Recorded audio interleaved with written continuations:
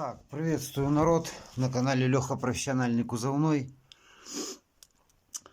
Нигде ни в интернете, ни в этих интернет-магазинах, или как они называются, Валберсы, это и все, нигде не нашел ничего такого вот подходящего.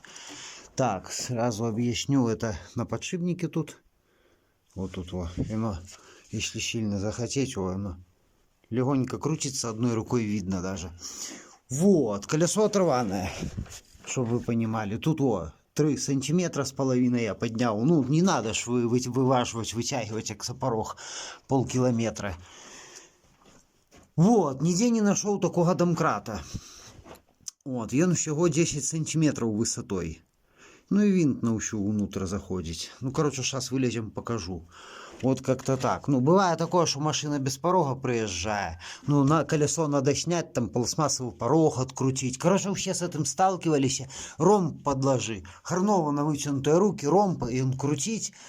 Ну, плюс он сопливый, этот ромб. Ну, мне хотелось, что только маленькое, удобное, компактное, чтобы 3 сантиметра поднял за ручах. И колесо свободно. Вот. Сейчас вылезем, покажу устройство.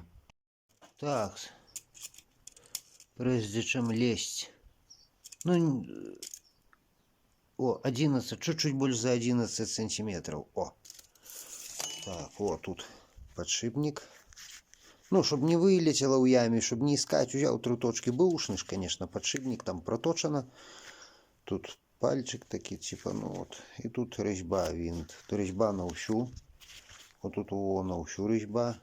Вот такие оком, ну, кулаки, кулак напротив его, он малюсенький вообще, тут домкратик такий, ну, в принципе, его в руке спрятать можно. Вот.